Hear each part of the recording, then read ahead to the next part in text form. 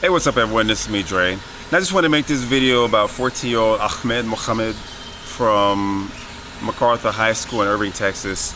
Now, the other day, he was taking on a project from his engineering class, and this was something that was approved by his teacher. And when he completed the project, or at least he was trying to get it finished up, but he took it to school, and he showed one of his teachers, and the teacher called the Irving police, which is in Tarrant, Dallas County, to arrest this child because they assumed that it was a bomb. Now, given the name Ahmed Mohamed, they figured that because of his Muslim name, there's this whole Islamophobic presence throughout the country. So they assumed that he brought a bomb to school. And what's fucked up about this is President Obama has given praise to this young man, invited him to the White House, and also MIT let him know that he has what it takes, and they had invited him to come visit the campus. So it's really once again fucked up that because of his name and because he brought a homemade clock, it was the assumption that it was a bomb. Not taking into consideration that I'm pretty sure he explained, this is part of my such and such class for engineering, go speak to the teacher. And the teacher corroborated this, that it was a project that he allowed for this child to do, but they still arrested him. And then to make matters worse, they suspended him for 3 days. Now, if I were the parents of this young man, I would certainly be calling an attorney, because this is the kind of shit that's uncalled for. Now, what's really interesting about this is, when I'm doing my research, initially I did see a lot of information because his name was Mohammed, last name. Of course, there's a whole generalization because of his ethnicity, but I've got down a couple of names, and I just want to kind of throw these out here. Peter Mathis, North Carolina. Haley Zenke and Tasha Williams, North Dakota. Logan Weimer, Ohio. Indy Brumbraw and Cesar Lemus from Florida. Tori Clark from Kansas. There's also some anonymous student from Kiowa, Colorado. And there's also Taylor Wilson, and I'll talk about the last two in particular. But these are all names, not Muslim names, that built homemade clocks, took them to school, and were never arrested, never suspended. Now, the last two in particular, and I'll start with Taylor Wilson. He built a nuclear reactor, a fucking nuclear reactor, 5 years ago, around 2009, 2010. He got equipment and encouragement from the U.S. Department of Homeland Security. Imagine that.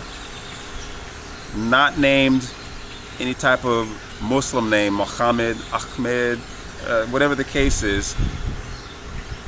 Homeland Security gave this gentleman equipment and encouragement to keep building nuclear reactors, something that could blow up the whole fucking state, for what I'm seeing. And then, of course, the anonymous student, name wasn't given, but the student and the teacher from Kiowa, Colorado, the student built an inert bomb just so that he can demonstrate how heat is transferred as it's involved with the transferring of energy. But we're talking about an inert bomb. They did get a little bit of flack for it, but never suspended. At least the student wasn't. The teacher was put on paid administrative leave. This is I'm not sure how soon or how recently. I tried to do as much research with that. But this is just an example. The phobias, the generalizations, just like with Donald Trump saying Mexicans are bringing problems over to this country. They are criminals, rapists, drug dealers. Again, if Donald Trump had said some Mexicans, which is true, some Mexicans do have these kind of problems. Some are criminals, some are rapists, some are drug dealers. But then again, so are some U.S. citizens. And when the building in Oklahoma was blown up a few years ago, Muslims were to blame for that, although it was homegrown U.S. citizens, white guys at that. You have John Malvo, the DC sniper, a black man.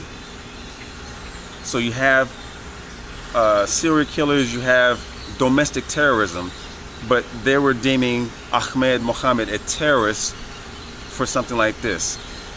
The gentleman who shot up the facilities in Tennessee, they call that domestic terrorism. But then you have a guy walking into a black church, or even walking into a movie theater and shooting up the place and killing a lot of people. But they just call that deranged. They want to try to give a sweet side to it by saying that he was a good student, he was a promising athlete, he was on an AB honor roll or some shit like that. But they never deemed that as domestic terrorism. But if you have some sort of Islamic name, you're deemed a terrorist. Now, those who know me on my channel, I speak about a wide range of subjects. And yes, as a black man, I touch on a lot of topics, especially when it comes to police brutality, because that could be me that's making headline news as being beaten down or killed by a cop. But I also speak out for other people. I do videos about white people that are getting beat down by the cops. When wrong is wrong, I like to speak about this.